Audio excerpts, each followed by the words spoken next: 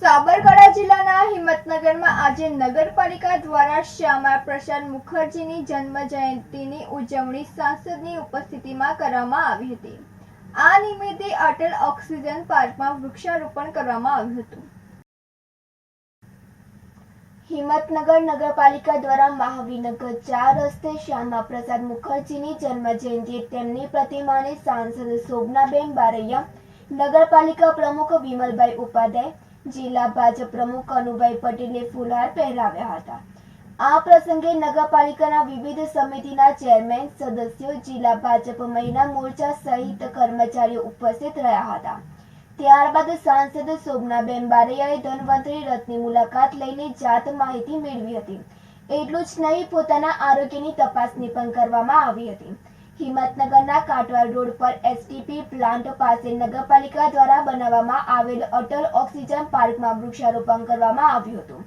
જો કે દર વર્ષે મોટી સંખ્યામાં વૃક્ષારોપણ કરવામાં આવે છે, જેને લઈને આજે સાચા અર્થમાં ઓક્સિજન પાર્ક જોવા મળે છે, જ્યાં સાબરકાંઠા અને અરવલ્લી જિલ્લાના સાંસદ શોભનાબેન બારૈયાના હસ્તે વૃક્ષારોપણ કરવામાં આવ્યું હતું।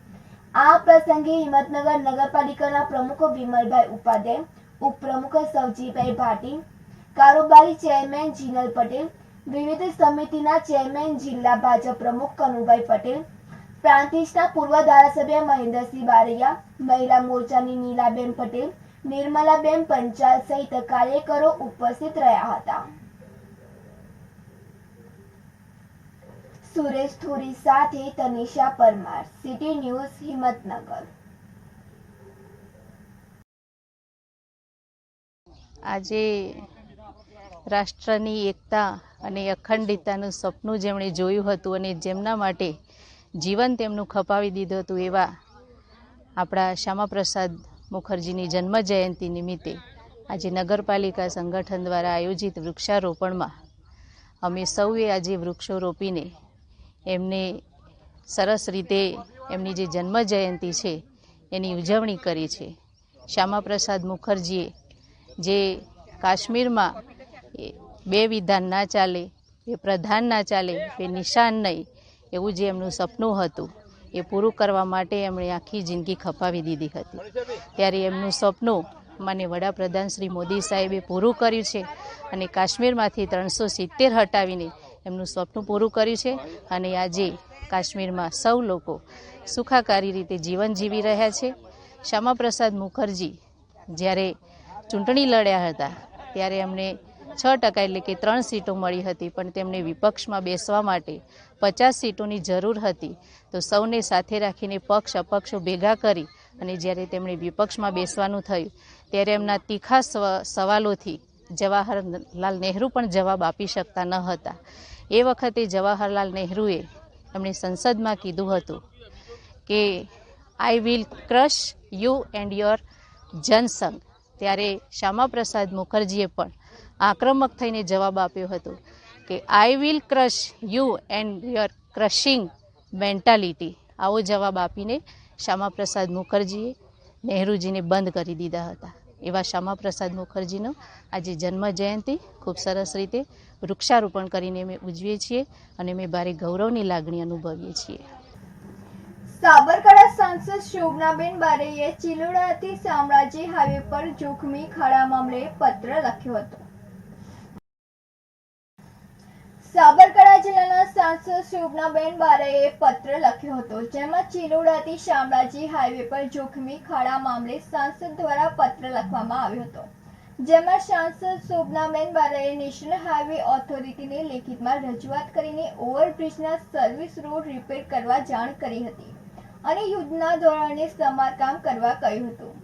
જો કે સર્વિસ રોડ 2 થી 3 માસમાં તૂટી જતા વાહન ચાલકો પરેશાન બન્યા છે, જેમાં નબળા પેવર કામને લઈ સર્વિસ રોડની હાલત ભંગાર થઈ ગઈ છે। સુરેશ થોરી સાથે નંદિની જોશી, સિટી ન્યૂઝ, હિંમતનગર।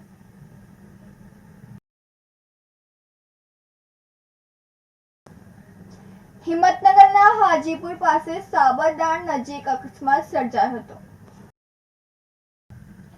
સાબરકાંઠા જિલ્લાના હિંમતનગરના હાજીપુર પાસે સાબરડાણ નજીક અકસ્માત સર્જાયો હોવાનો મામલો સામે આવ્યો હતો, જેમાં ખાનગી બસ અને ટ્રેલર વચ્ચે અકસ્માત સર્જાયો હતો, જ્યારે આરટીઓએ ખાનગી બસને હાઈવે પર જ ઊભી રખાવતા અકસ્માત સર્જાયો હતો.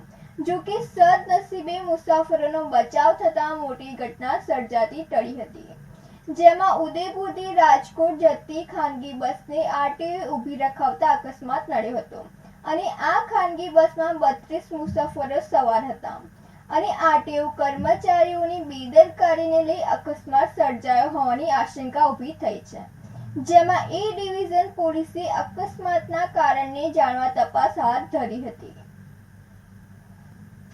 સુરેશ થોરી સાથે નંદિની જોશી, સિટી ન્યૂઝ હિંમતનગર.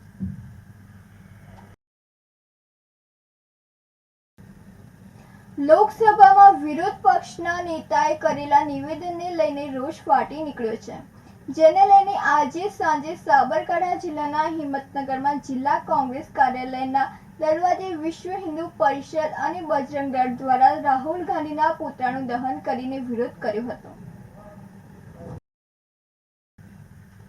થોડા દિવસ પહેલા લોકસભામાં વિપક્ષના નેતા રાહુલ ગાંધીએ હિન્દુ સામે નિવેદન કર્યું હતું, જેને લઈને બજરંગ દળ દ્વારા રાજ્યભરમાં વિરોધ પ્રદર્શનને કરવાની વાત સાથે શુક્રવારે સાંજે હિંમતનગરમાં બજરંગ દળના કાર્યકર્તાઓ જય શ્રી રામના નારા સાથે રાહુલ ગાંધીનું પુતળું લઈને ટાવર તરફથી જૂની જિલ્લા પંચાયત રેલવે ફાટક પાસે આવેલા જિલ્લા કોંગ્રેસ કાર્યાલય આવી પહોંચ્યા હતા, જ્યાં સૂત્રોચ્ચાર કર્યા હતા અને પુતળું કાર્યાલયના ગેટ પર લગાવી દીધું હતું અને કાળી સહી પર દરવાજાના લખાણ પર ચાંટી હતી. ત્યારબાદ ઉગ્ર સૂત્રોચ્ચાર સાથે પુતળાને જમીન પર નાખી પુતળાને આગ લગાવી દહન કર્યું હતું અને કાર્યાલયના ગેટ આગળ ટોળા સ્વરૂપે સૂત્રોચ્ચાર કરી વિરોધ પ્રદર્શન કર્યું હતું, જેને લઈને રોડ પર ટ્રાફિક જામ થયો હતો. વિરોધ પ્રદર્શનની જાણ થતાં બી ડિવિઝન પોલીસ સ્ટેશન સ્થળ પર આવી પહોંચી હતી.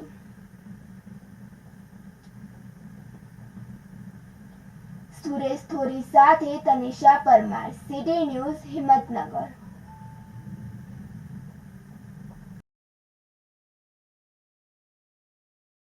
જય શ્રી રામ. કોંગ્રેસના વિરોધ પક્ષના નેતા રાહુલ ગાંધીએ હિન્દુ સમાજ હિંસક છે એવું લોકસભામાં નિવેદન આપ્યું છે અને એને એવું કીધું છે કે હિન્દુ સમાજ હિંસક છે. એના વિરોધમાં આજે બજરંગ દળ દરેક જગ્યાએ એને બતાવવા માટે કે હિંસક છે એ બતાવવા માટે દરેક જગ્યાએ કાર્યક્રમો આપશે અને હજી હિંસક કેવો હોય એ ઉગ્ર થવા માટે હજી બજરંગ દળ તૈયાર છે. રાહુલ ગાંધીને અમે કહીએ છીએ કે હિન્દુ સમાજનું દરેક જગ્યાએ અપમાન કરવાનું બંધ કરે, નહીં તો આના પરિણામ બહુ કાઠા આવશે. એને વિચારવું પડશે કે હિન્દુ સમાજ હિંસક કેવો બને છે. આજે શું કર્યું? આજે કોંગ્રેસ કાર્યાલય ખાતે રાહુલ ગાંધીનું પુતળા દહન કરવામાં આવ્યું અને અમે અહીંયાથી એવું કહેવા માગીએ છીએ હવે પછી એવા નિવેદનો ના આપે, નહીં તો કોંગ્રેસ કાર્યાલય તો નહીં બાકી એને જેટલું બી છે આખા ગુજરાતમાં ભારતમાં ત્યાં બધી જ જગ્યાએ બજરંગ દળ આનાથી બી ઉગ્ર આંદોલન કરશે અને કાર્યક્રમો આપશે. હિંમતનગરના ધનાઢ્ય પરિવારનો ચોંકાવનારો કિસ્સો સામે આવ્યો હતો, જેમાં વિદેશથી આવેલા પુત્રને નશાની લત સંતોષવા પરિવારજનો પર હુમલો કર્યો હતો. સાબરકાંઠા જિલ્લાના હિંમતનગરના ધનાઢ્ય પરિવારનો એક ચોંકાવનારો કિસ્સો સામે આવ્યો હતો, જેમાં વિદેશથી આવેલા પુત્રને નશાની લત સંતોષવા પરિવારજનો પર હુમલો કર્યો હતો, જેમાં નશાની માંગ સંતોષવા માટે માતા પિતા અને બહેને ઘરમાં જ માર માર્યો હતો. ત્યારબાદ પિતાને બેરહેમ માર મારતા પોલીસ બોલાવી પડી હતી અને યુવક સહિત પરિવારજનોને પોલીસ મથકે લવાયા હતા. જો કે પરિવારજનોએ પુત્રને સમજાવટ કરવાનો પ્રયાસ કર્યો હતો, જેમાં નશાની પાછળ પુત્રના હિંસક સ્વરૂપને જે પડોશીઓ પણ ચોંકી ઉઠ્યા હતા. જેમાં પિતા હિંમતનગરમાં ફાઇનાન્સ પેઢીના માલિક છે અને પુત્રને અભ્યાસ કરવા માટે વિદેશ મોકલ્યો હતો, જ્યાં પુત્ર નશાને રવાડે ચડ્યો હતો અને હિંમતનગર આવ્યા બાદ સતત નશો સંતોષવા પ્રયાસ કરતા પરિવારે રોકવા પ્રયાસ કર્યો હતો. જો કે રોકવાના પ્રયાસમાં પુત્રએ હિંસક સ્વરૂપ ધારણ કર્યું હતું. સુરેશ થોરી સાથે નંદિની જોશી, સિટી ન્યૂઝ હિંમતનગર.